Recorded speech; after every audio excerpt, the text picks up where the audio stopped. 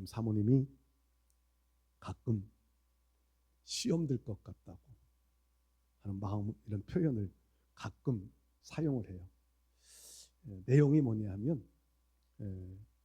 우리 식품들을 이렇게 챙겨다가 어느 교회 사모님에게 가져다 드리는데 당연시 여기면서 감사의 마음을 한 번도 감사하다, 고맙다 한마디를 안 한다는 거예요. 한참 됐어요. 감사하다는 표현을 전혀 못하는 거예요. 차를 이렇게 태워가지고 어디를 갔다 오거나 집에 이렇게 태워가지고 모셔다 드리고 그러면 우리는 말이라도 고맙다고 하잖아요.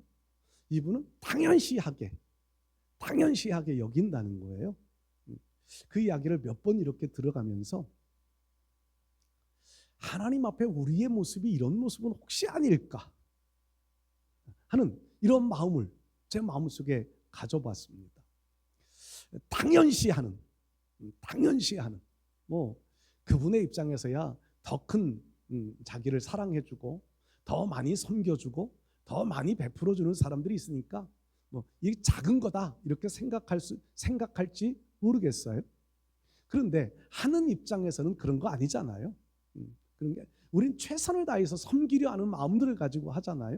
감사하다는 표현을 받고 싶어서 하는 것은 아니지만 그런데 시간이 지나가다 보면 누적되어지니까 그것도 시험거리가 될 수 있겠다는 겁니다.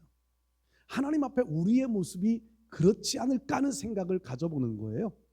하나님은 우리를 당연스럽게 자녀로 삼으시고 구원해 주시고 천국을 예비해 주시고 때마다 시마다 우리를 보호해 주시고 다스려 주시는 하나님이신데 우리가 이 모든 것들을요 매일매일의 삶들 속에서 당연하게 일어나는 일들 당연하게 오늘 하루도 똑같이 보호해 주시고 인도해 주시는 하나님이시다 보니까 하나님의 이 은혜를 망각해버리고 살 때도 우리도 많지 않을까 하는 생각을 해봅니다. 당연시 여겨요. 그런데 베풀어 주시는 하나님의 입장에서는 우리의 입술로 마음으로 하나님 앞에 적은 것일지라도 감사하는 마음들을 찾고 계시지는 않을까? 하나님이 그것을 기다리고 계시지는 않을까? 여러분들 한번 돌아보십시오. 어느 분은 설교할 때 이 맥주 감사 주일이 7월 첫 번째 주일로 지키는데 큰 의미를 부여하면서 1년 중에 중간 그리고 추수감사주일은 연중 마지막 부분 이렇게 배치되어져 있는 것이 이것도 은혜라고 표현을 하더라고요. 그러면서 한 해의 인생을 한 해를 살아오면서 중간 지점에서 우리가 살아온 모습들을 결산해보며 감사를 회복하자. 연말에 또 감사 회복하자. 이러면서 우리의 평생의 감사의 삶을 살자. 이렇게 의미를 부여하시는 설교도 들었습니다. 여러분, 하나님은 우리에게 베풀어 주신 은혜가 당연한 것이 아니지요. 찬양 그런 고백도 있잖아요. 당연한 것 아니에요. 하나님은요 우리를 향한 사랑을 베풀어 주시기 위하여 독생자 예수 그리스도를 내어 죽음의 자리에 십자가에 죽여가면서 우리를 사랑해 주신 이루 말할 수 없는 하나님만이 겪는 고통, 아픔을 겪어가면서 우리를 사랑해 주셨고 구원해 주셨거든요. 근데 이걸 우리는 그 가치를 너무 작게 여겨요. 가치를 작게 여기기 때문에 그 은혜의 그 감사들이 조금밖에 나오질 않아요. 가치에 비교해서 감사가 표현되어지는 거거든요. 가치에 비교해서 하나님은 우리에게 가장 최고의 가치로 구원해 주셨는데 너무 비싸서 우리가 가치를 요구하면 가격을 요구하면 내어놓을 것들이 아무도 없어서 아무것도 내어놓을 수가 없어서 무료로 주셨다고 하는 것 때문에 가치를 너무 작게 여겨서 감사를 잊어버리고 살아가는 것은 아닐까. 여러분 우리의 일생에 정말 하나님 앞에 늘 감사하며 살아가는 신앙의 삶을 살아가실 수 있기를 바랍니다. 사람은 누구나 어려움도 만나고 시련도 만나고요 또 사람은 누구나 믿음의 하향의 길을 걸어가기도 하고요. 또 어떤 분들은 파선의 위기까지 가는 경우들도 있습니다. 그런데 이 믿음의 시련, 하향의 길, 파산의 위기들을 어떻게 빨리 넘길 수 있느냐? 세상에 물질적인 어려움도 빨리 지나가는 것이 좋잖아요. 신앙의 위기도 빨리 지나가는 것이 좋습니다. 근데 어떻게 빨리 지나갈 수 있을까? 여러 가지 신앙의 위기를 빨리 지나갈 수 있는 방법들은 참 많이 있을 겁니다. 그런데 오늘 저는요, 그 빠르게 회복하고 빠르게 이기고 지나가는 방법을 감사 속에서 한번 생각해 봅니다. 감사. 어려움을 만날지라도 감사할 수 있는 것. 이게 하나님의 마음을 움직이고 감동시켜 드릴 수 있는 방법이라고 생각합니다. 감사하는 마음들, 감사하는 마음. 적은 것, 우리가 하나님은 큰 것을 주시지만 우리가 늘 받고 있는 적은 것 같은 것을 속에서도요, 그 적은 것 속의 감사의 표현이 하나님 마음에 감동이 되어지고 하나님 마음을 움직일 수 있게 되고 더 큰 것들을 주시기 위하여 준비해 주시는 하나님이신 줄 믿습니다. 감사하는 삶. 매사에 모든 것들 속에 이 감사하는 표현들을 하나님 앞에 늘 드리며 살아가실 수 있기를 바랍니다. 감사는 기적을 낳는다고 그래요. 감사는요, 새 일을 열어갑니다. 감사는 환경을 바꾸어 놓습니다. 감사는 또 다른 감사를 낳게 됩니다. 여러분 우리가 정말 감사의 삶의 열매들을 하나님 앞에 더 많이 내어놓는 삶을 살아가실 수 있기를 바랍니다. 에베소서의 말씀을 오늘 읽었습니다.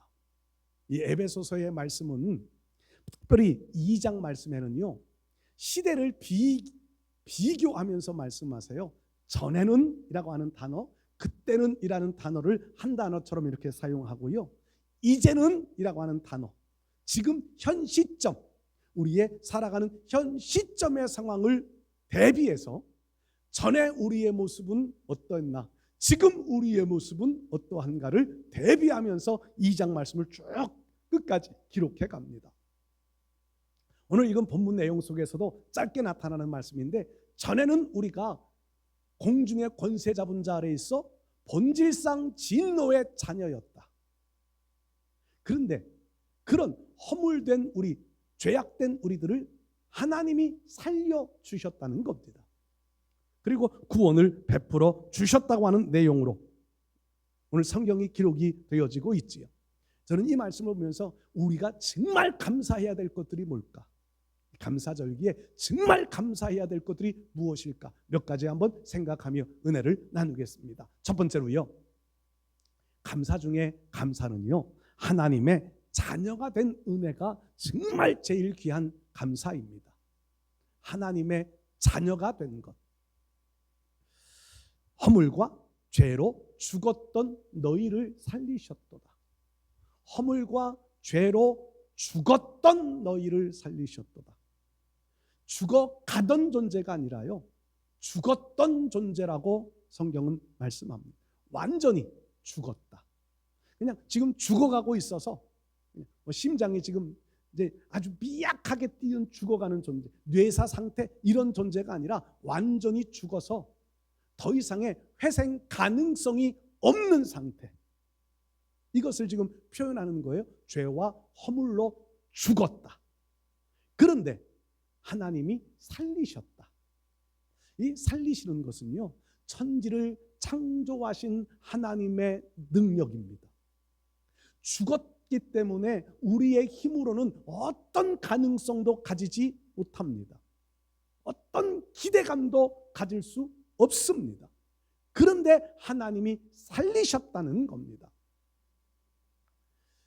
우리가 일말의 가능성, 조금의 가능성이라도 있으면 우리 힘으로 살아났다고 말할 수 있을 거예요.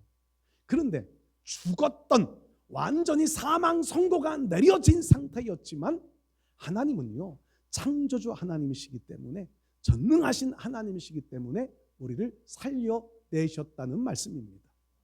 우리 사랑하는 성도 여러분들, 우리 힘으로 능으로 아무것도 할 수 없어도 하나님은 하실 수 있는 하나님이심을 믿으시기 바랍니다. 이스라엘 백성들 애굽에 종살이할 때 모습이 비슷해요. 애굽에 종살이할 때 그들의 모습은 얼마나 비참해요. 노동력을 다 빼앗겨요. 착취를 당하잖아요. 착취를 당해요. 그 착취 정도가 끝이 아니라 자녀를 낳으면 죽여야만 하는 고통을 받아요. 그럼에도 아무도 대항하지 못합니다. 아무도 그곳에서 헤어나오고 싶어 하는 마음조차도 가지지 못합니다. 백성들이 한마음 되어지지를 못했던 거지요. 죽었던 존재, 바로 그 표현이에요. 죽었던 존재. 그러니까 애굽이 백성들에게 시키는 대로 다 하듯이요, 죽었던 존재이라 사탄이 시키는 대로 할 수밖에 없는 것이 우리의 과거 모습이었다는 겁니다. 그런데 하나님께서는 죽었던 이스라엘 백성들, 아무런 기대감도 스스로의 힘으로는 어떤 일도 할 수 없었던 존재들이지만 하나님의 기적의 방법으로 그들을 구원해 내시잖아요. 애굽에서 이끌어내요 홍해를 건너게 하여 광야 40년 동안의 훈련을 지나게 하여 가나안 땅에 들어가게 하시는 분이 하나님이셨습니다. 우리도 그렇다는 것. 죽었던, 그러니까 우리 힘으로는 어떤 가능성도 가지지 못했던 존재들이지만 그런 우리들을 예수 그리스도를 통하여서 살리시고 우리 땅 위에 남은 여생을 살아가는 동안 훈련시키시다가 결국에는 천국으로 우리를 가게 하실 하나님의 은혜, 이 은혜를 결코 잊지 마시기를 바랍니다. 날마다 이 은혜를 오히려 감사하며 살아갈 수 있어야 합니다. 하나님의 자녀가 된 은혜. 제가 이 하나님의 자녀가 된 은혜를 성경에서 참 많이 요즘에 묵상하는데요, 그 중에 또 한 가지가 룻이라고 하는 여인입니다. 모압 여인이지요. 모압 여인. 엘리멜렉이라는 집안 사람들이 흉년을 피해서 모압 땅으로 피신을 갑니다. 오랜 시간을 지나가면서 두 아들이 결혼을 하고 두 며느리가 생깁니다. 그런데 아버지 엘리멜렉도 죽고 두 아들 기럨 말론도 죽고 과부 셋만 남습니다. 나오미는 그래도 유대인이고요, 두 며느리들은 모압 여인들입니다. 그런데 이제 하나님이 자기 고향에 베들레헴에 양식을 주셨다, 이제 흉년의 시대가 지나갔다라고 하는 소식을 듣고 고향으로 돌아가려고 결심을 하고 두 자부들에게 말합니다. 너희는 너희의 사람들에게로 돌아가라. 강권하여, 처음에는 같이 갈 것처럼 하다가 강권하니까 첫째 며느리는 고향으로 가고 둘째 며느리였던 룻이라고 하는 여인은 끝까지 어머님을 따라갑니다. 말리는 어머니에게 이런 고백을 하잖아요. 어머니가 가시는 곳에는 나도 가고 어머니가 머무시는 곳에는 나도 머물겠습니다. 어머니의 백성이 나의 백성이고 어머니의 하나님은 나의 하나님이십니다. 어머니가 죽어 묻히는 곳 외에 내가 어머니를 떠나는 일이 없을, 나도 그곳에 묻힐 겁니다. 룻의 고백은요, 평범한 고백이 아니라 하나님의 입장에서 받으시는 고백은요, 룻이 이방 여인이지만 나도 하나님의 백성으로 살겠습니다 라고 하는 고백입니다. 나도 하나님의 자녀로 살겠습니다.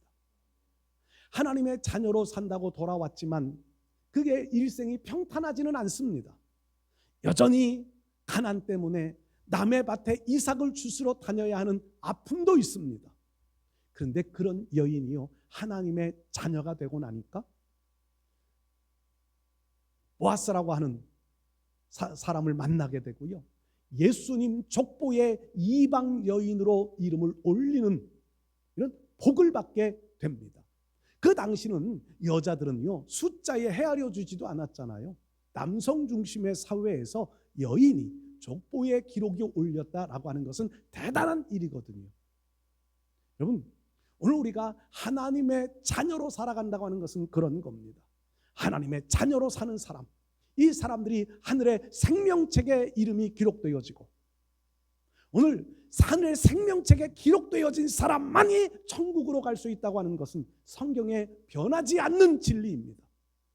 하나님의 자녀로 산다. 이게 하나님의 은혜. 천국 갈 수 있는 길이 열려졌다. 이게 하나님의 은혜입니다. 이 은혜를 잊어버리지 말고 감사하며 살아가실 수 있기를 축복합니다. 두 번째로요, 오늘 말씀 보면 지금까지 살아온 것이 하나님의 은혜라는 겁니다. 죽었던 사람인데 지금 살아있잖아요. 이게 하나님의 은혜지요. 교회를 다니기로 결심을 하고 그냥 설렁설렁 다닌다고 할까요? 여러분들이 이 설렁설렁 다니시는 분들이 나중에 시간이 지나가면 할 수 있는 표현들이 이런 표현이 한 가지가 있습니다. 교회 다녀도 좋아지는 것이 없더라. 혹시 그런 마음 가지고 계신 분들 있으신가요? 교회 다녀도 좋아지는 것 없더라.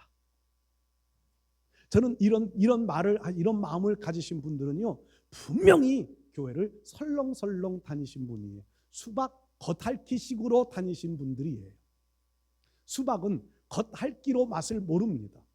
쪼개요. 내면의 맛을 봐야 수박이 진짜 수박 맛을 알게 되듯이 신앙은 설렁설렁 다녀 겉핥기로 다니면 내면의 영적 세계의 그 깊은 맛을 느끼지 못합니다. 그러니까 우리의 신앙이 허송세월하는 것 같지 않은 신앙인이 되어지려면 내면의 영적 깊은 곳에 하나님이 감추어 놓으신 내면의 그 맛을 볼 수 있어야 할 줄로 믿습니다.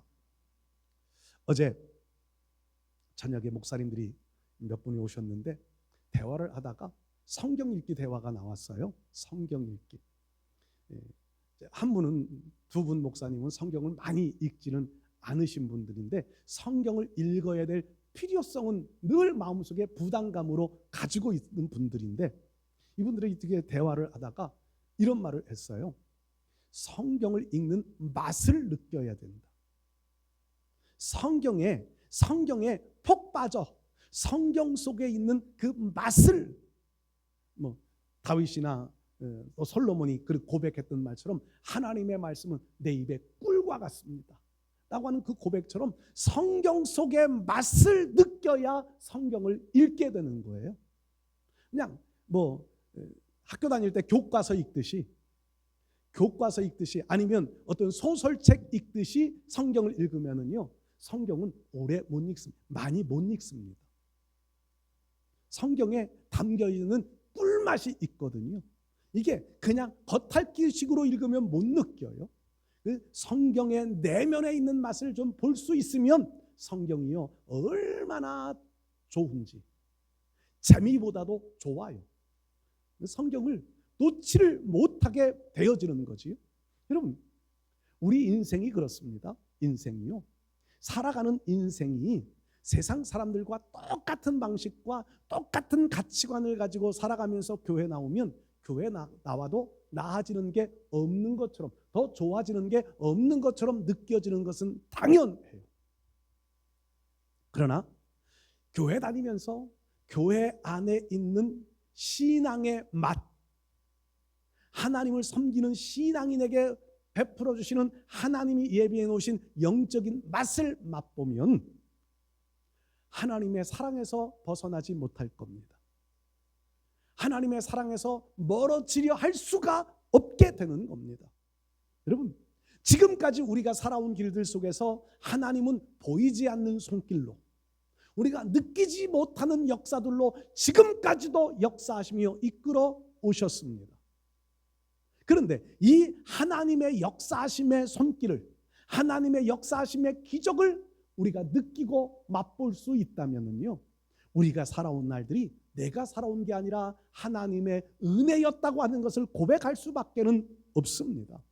그리고 앞으로도 내가 살아가야 할 날들이 내 마음대로, 내 고집대로 살아가야 할 길들이 아니라 하나님이 계획해 놓으신 하나님의 뜻에 맞는 길을 걸어갈 수밖에 없다고 하는 것이, 이게 우리의 고백이 되어질 줄로 믿습니다. 제가 주보에 이런 말씀을 기록해 놓았어요. 과학자들이요, 자기들의 연구를 통하여서 훌륭한 우리의 생활에 필요한 좋은 것들을 많이 만들어냅니다. 예를 들면 전기 같은 거 만들어내잖아요. 얼마나 편리해요. 전기 없으면 저 에어컨이 어떻게 돌아가고 이 더위에 우리가 어떻게 앉아 있겠어요. 이 습도 높은 날에 그냥 몸에 척척 달라붙는 이 습도 높은 날에 쾌적한 이 환경을 어떻게 만들 수 있겠어요. 전기가 발견이 된 거지요. 이 전기를 만들어내는데도 여러 가지 방식들이 있잖아요. 가장 안 좋다고 말하는 불을 떼서 석탄을 떼서 열을 내 가지고 전기를 만들어내는 방식도 있고, 물 이렇게 강에 물 흐르는 곳에 터빈을 돌려서 전기를 만들어내는 방식도 있고. 근데 이런 것들이 환경을 오염시킨다고 하니까 환경 오염을 줄여보겠다고 만들어내는 전기 발생 요인들이요, 이제는 바람을 이용해요. 바람, 풍력 발전소라고 하는 것을 많이 세워내. 강원도 가다 보면 막 이렇게 하얗게 큰 거 돌아가잖아요. 풍력. 그리고 전기도 활용해요. 전기가 태양열. 요즘에 태양광 하는 분들 많잖아요. 태양광, 원자력, 전기를 만들어내는 요인들도 참 많습니다. 이거를 만들어내는 분들 연구를 얼마나 많이 했을까요? 연구를. 그런데 중요한 것은요, 이거예요. 없는 것을 만들어낸 게 아니라 하나님이 이미 창조해 놓으신 자연 속에 숨겨져 있는 하나님의 방법들을 하나님이 지식을 주셔서 지혜를 주셔서 그것을 발견한 것이지, 전기 자체를 발견한 게 아니에요. 만들어내는 방식을 발견한 거지. 안 그런가요? 하나님이 이미 다 만들어 놓으신 것들을 이용할 수 있는 방법을 우리에게 주신 거예요. 그래서 그분들의 그 수고는요, 그 수고를 높이 평가해야 되지만 창조하신 하나님의 은혜를 더 높이 감사할 수 있어야 하는 거지요. 이런 측면을 우리 인생으로 한번 그대로 끌어와 보는 거예요. 내 인생의 삶이라고 하는 것이요, 내 수고에 의하여 내 노력에 의하여 이루어지는 것처럼 느낄 때 많습니다. 내가 수고하지 않으면 아무것도 안 되는 것 같아요. 내가 노력하지 않으면 아무것도 안 되는 것 같아요. 그런데 실상 하나님이 주시지 않았다면 내가 아무리 노력하고 아무리 수고를 해도 얻어지는 것이 없습니다. 하나님이 내 수고 속에 공급해 주시는 것이 있어야 열매가 맺혀지는 거예요. 그러니까 내가 지금까지 살아오면서 수고했던 것, 노력했던 것들, 이것이 내 노력으로만 끝났다면 우리는 감사할 것이 아무것도 없지만, 하나님이 이미 창조의 세상 속에 숨겨놓았던 것들을 발견하고 하나님이 이미 만들어 놓으신 것들 속에서 관계도 찾아가고 하나님이 이미 우리에게 허용해 주신 것들 속에서 우리가 발견하여 누리며 살아가는 것, 이 인생의 맛. 여러분, 우리 인생이 하나님이 이미 다 마련해 놓으셨고 다 숨겨 놓으셨고, 숨은 그림 찾기 하듯이 보물 찾기 하듯이 하나님이 숨겨놓은 것, 하나님이 감추어 놓은 것들을 하나하나 발견하며 살아갈 수 있는 그 은혜, 이 은혜를 발견하고 깨달아서 하나님 앞에 더 많이 감사하며 살아가실 수 있기를 바랍니다. 과거의 우리의 모습, 본질상 진노의 자녀여서 허물과 죄로 죽었던 우리들은요, 이것을 상상하지도 못하고 생각하지도 못합니다. 하나님의 은혜라고 하는 것 생각하지도 못합니다. 내 삶 속에 하나님이 개입하셔서 내 삶을 다스리고 계시다고 하는 것은 생각하지도 못합니다. 그런데 이제는 하나님이 우리를 살려주셨기 때문에 그 살림받은 은혜로 내 삶의 걸음들을 돌아보며 걸음걸음이 하나님의 보호하심이었고 하나님의 인도하심이었고 하나님의 공급하심이 있었음을 발견하게 되는 겁니다. 우리가 이 은혜를 깨달아서 하나님 앞에 더 많이 감사하며 살아가실 수 있기를 축복합니다. 세 번째로요, 우리가 정말 감사할 것은요, 천국에서 영원히 살 수 있는 날들이 있다고 하는 것을 깨닫고 감사해야 합니다. 천국. 여러분들, 이 땅 위에서 저도 가끔 청년 시절에 청년 시절을 제가 참 우울 기질을 가지고 많이 살았어요. 청년 시절에 교회는 열심히 다녔으니까 이렇게 살다가 이렇게 세상에서 끝나버리고 내 인생 끝난다면 삶의 가치가 없다. 그런 생각을 참 많이 했습니다. 삶의 가치가 없다. 그런데 그럴 때마다 마음속에서 새로 저를 일으켜 세웠던 것이 뭐냐면 천국은 있다. 이거였습니다. 천국은 있다. 이 땅 위에서 힘들고 어렵게 살아가도 천국에서 영광스러운 모습으로 살 날이 있다. 천국에서의 살 날을 위하여 이 땅 위에서 내가 예수 잘 믿고 살아가야 된다. 그것이 제가 가지고 있었던 신앙의 가장 중요한 한 축이었습니다. 천국은 있다.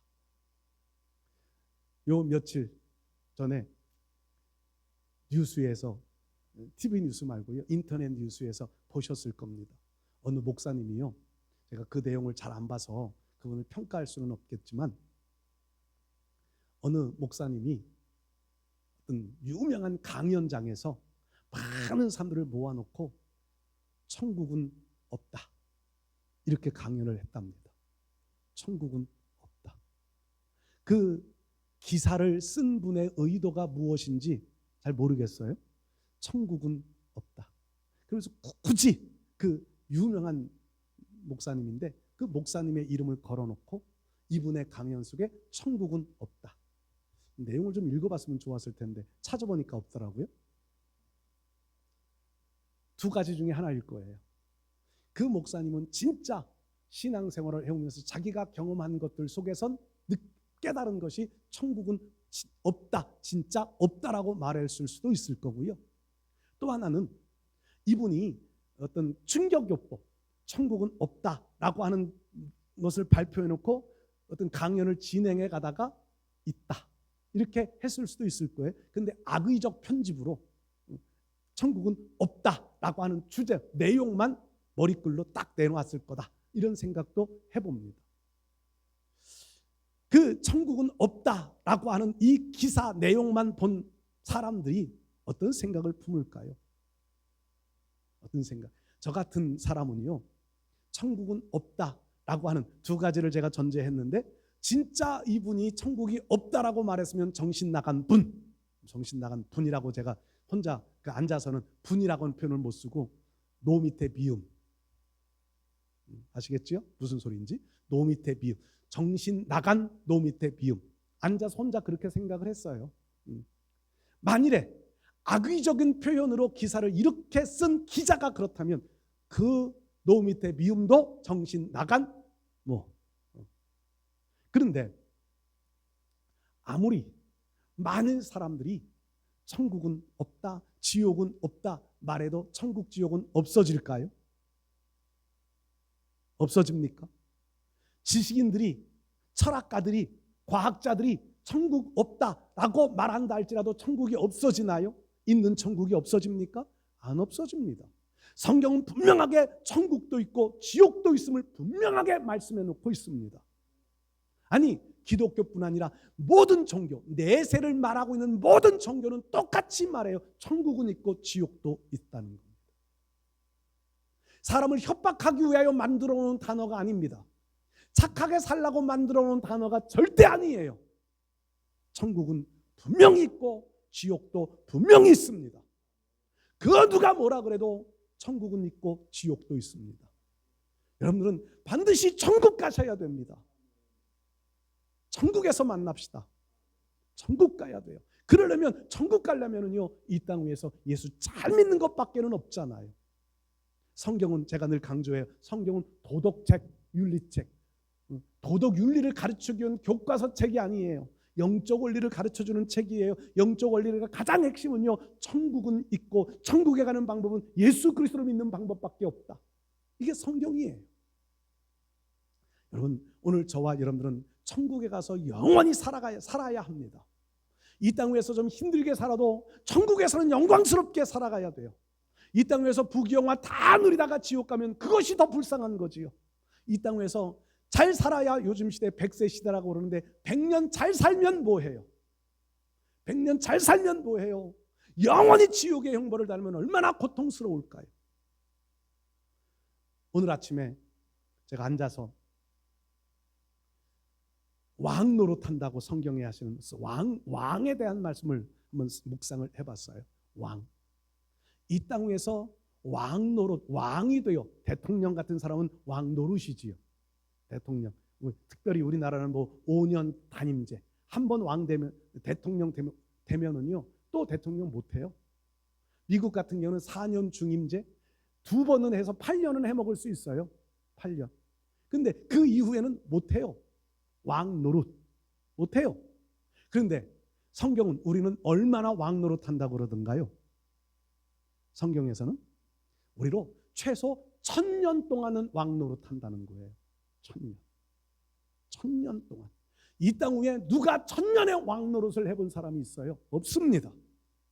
1000년을 살아본 사람도 없고요. 1000년 동안 왕 노릇 해본 사람도 없습니다. 근데 성경은 분명하게 문자적으로 기록되어져 있는 것이 1000년 동안 우리는 왕 노릇한 왕과 같은 대접을 받게 되는 거예요. 왕처럼 살아가는 거지요.